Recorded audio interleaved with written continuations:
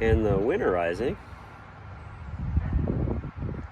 is really not that hard. You gotta start by draining the water tank. Let's see if we can see that. Yeah, drain the water tank. Just open that. Water drains out. I usually drain it into a bucket. I don't know.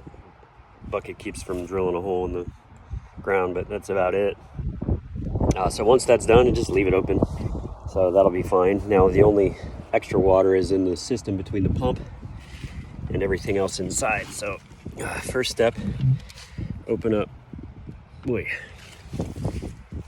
the sewage section. Not that I'm going to do anything with the sewage, not right now at least. And inside here, well, you can see that. There's these two. There's two of them. One, two. One of them is hot, one of them is cold. I don't really know which one because neither one of them is red, but it doesn't really matter. And we're going to put the bucket underneath both of those and do nothing. Instead, we're going to go inside and we're going to open up all the spigots. Okay, so indoors, really all we're trying to do is we're trying to create sort of a siphon. So we're just going to open up all the spigots and let the water flow out of those without turning the water pump on in here. Open up in here. So, and take everything out of the shower.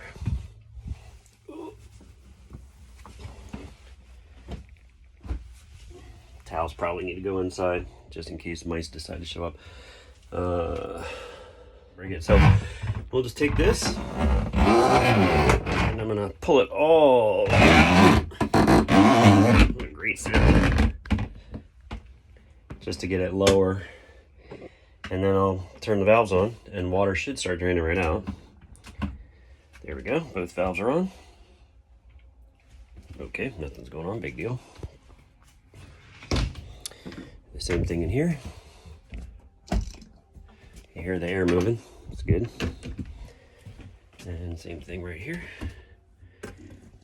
Now also I'm using the warm setting so that I've opened both the cold and the hot valves to let air flow equally through there. Come on back out. All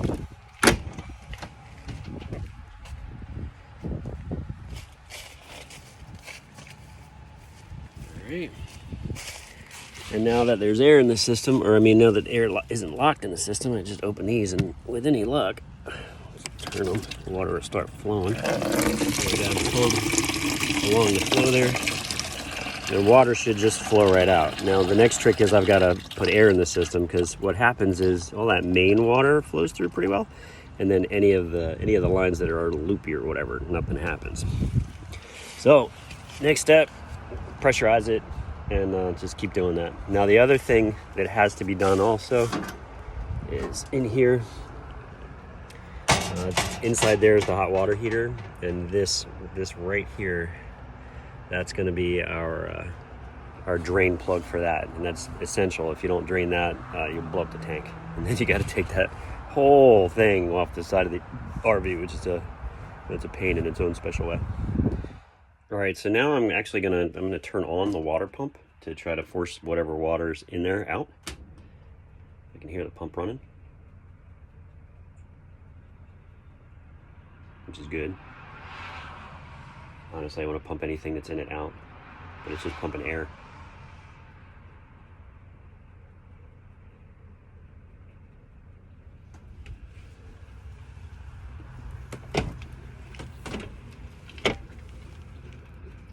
Yep, I can hear it. Now water's coming through.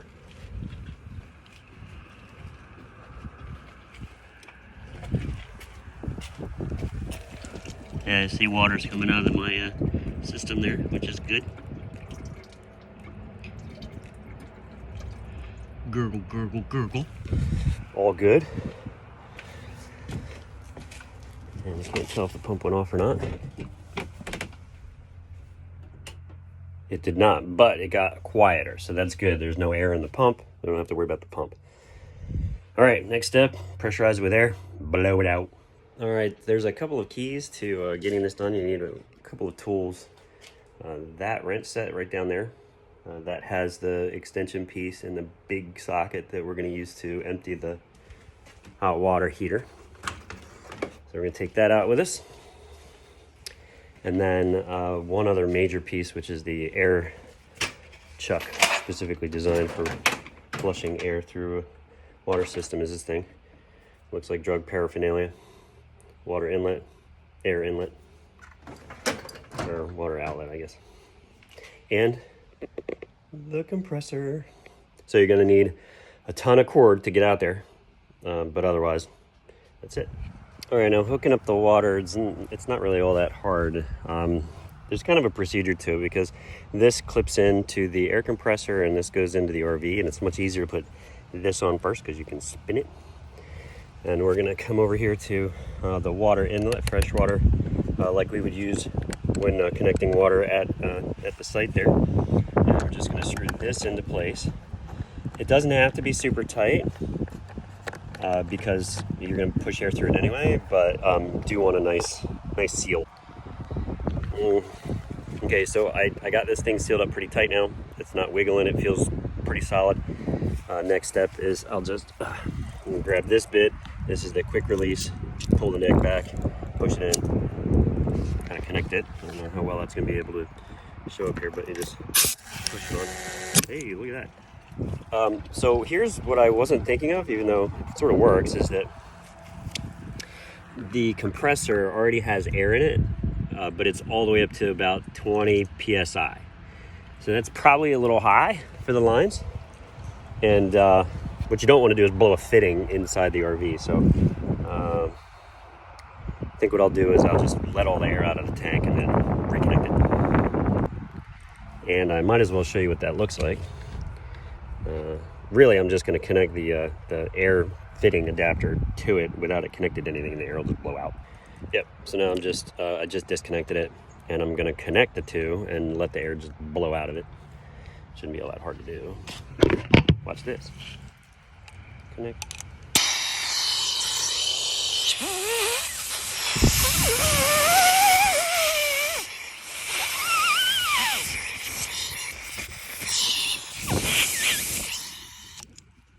So now I'm down to quite a few less PSI.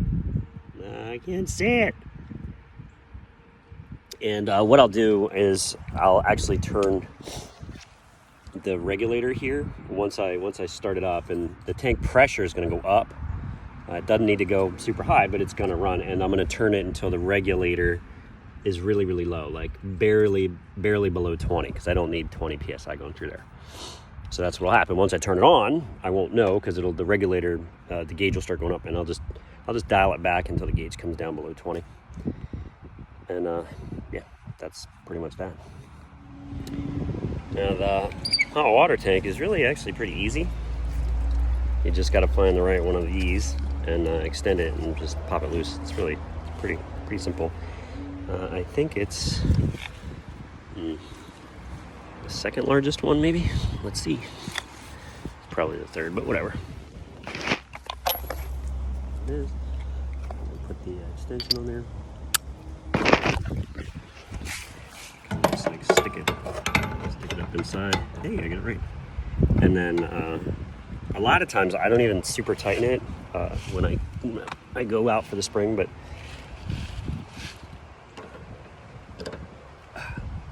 so in other words, when I tighten it, I don't tighten it like a ton. It's like hand tight plus maybe an eighth of a turn or something like that. Just trying to get a seal. I mean, I'd sort of rather the water leak out of it a drip at a time than break this plastic plug. So just twisting it. Twisty, twist. And when it pops free, just water's gonna kind of like gush out. It's okay. That's it. So that's just gonna empty. And now the problem is, once I start air pressurizing it, air is going to come out of there. And so instead of having to go inside and go underneath the counter and close those valves off, I'll just plug it back up. And so once I've blown all the water through, I'll take the plug back out and then just leave it sit right here for the winter time, and close the whole assembly. And that way, when I come back in the spring, it'll be sitting there ready to go. All right, So now I just plug it back up. It stopped draining. All I gotta do is put this guy back in so that I can pressurize it. It may hiss a little bit while it's on. So that thing.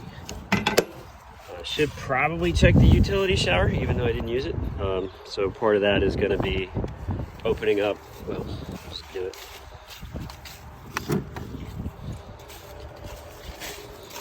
Now I always take the guts out of it anyway, and since we don't usually use it, I don't put them back. So same thing here. We're just going to open those valves, but I didn't even push water through it, so it shouldn't be a problem. So that's kind of it. Next step is, pro tip, put down a towel because you're going to go in and out of the RV a couple of times. Better to get whatever off your feet instead of tracking it through. So come in, shut it down. I may leave this one. Yeah, leave that one. So I'm going to leave the shower so that it'll push whatever water out. Because I did use the shower this year, so that one's done, that one's done. Pump any water out of that toilet. So all of this will be done actually while it's pressurized again. So, oops, let's turn it off. Note, the fridge is the only thing currently active. So what that means is I can freely pressurize the system and it won't overpressurize. So the other thing that you have to check, I mean, I'm all hooked up, I got power, everything's ready to go, nothing's been turned on. This is sealed. These guys are both open, and the one inside is also open. So notice these are also both still open, so I can turn everything on and it will not overpressurize the system. Okay, so this is probably going to be hard to hear, but they make a noise, kind of this humming sound when air is coming through. Then you can just actively turn them on and turn them off while the system is pressurizing. So what happens every time you do that, it's crazy, is that it'll, like any water that has fallen into the lines will just squirt out.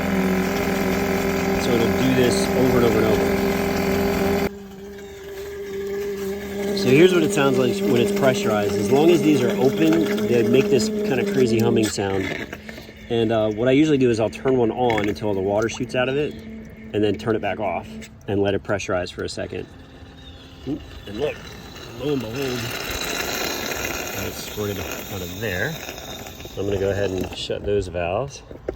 Good. And then I'll go check in the shower and see if any water squirted out of that. So water did squirt out, and I can hear it gurgling. That's good. That's very good. I'm going to get back up. No, just leave it there. That way any water can't accumulate in it in the winter. And behind this, in the wall, that's where if it's going to fail, the water would be in there. So just want it to sound like air.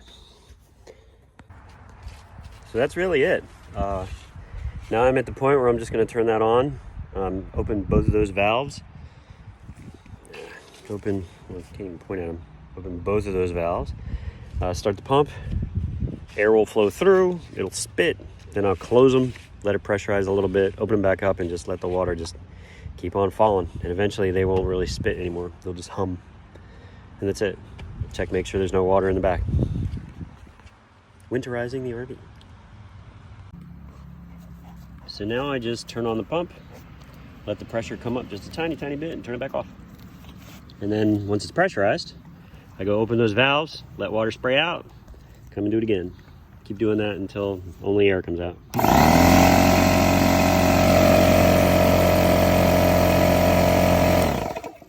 Just the tiniest bit. And boom. All right, air pressure. So that's a ton of air, that's great. And then the other line. Here's what happens. As the air... So what happens in there is as the air pushes all the water out, it kind of leaves some gaps in other parts of the plumbing in there. So you just turn it off and keep the air from moving, and it'll slowly, like, I guess, fill up the air lines. So each time you pressurize, it'll force more back out of those bottom lines. But you got to do that a few times until only air comes out. So turn the pump on again, it's easy. So now I've done that several times. Turn the pump on, let it pressurize, turn the pump off, like just seconds, and then blowing the water out. So here's where I am as far as water. And they were just both humming, so I left them open, and that's gonna be it. I'll just double check, make sure there's no existing water anywhere, close the valves, or open the valves, and that'll be it. Oh, one last thing. Now I have to take this out again so that nothing happens in that tank. I doubt anything will, but we're at give it a place to go, as it were. Should be mostly air in there anyway. Actually, should be all air. There we go. Boop. That's it. And closed. All done. So now these are closed, or I mean these are open. Dummy. These are open. Those are two open, man. Dang. Shut that. Check and make sure there's no water in the tank, but there's not. That's the first step. You can see there's nothing in there. There'll usually be a water line. No water in the pump. Everything good to go. And then open all the valves inside.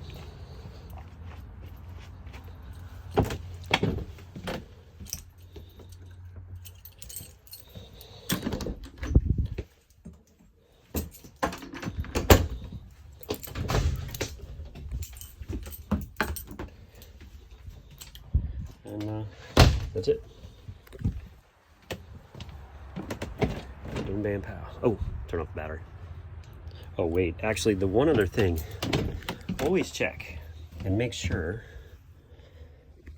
that this fuse is taken out.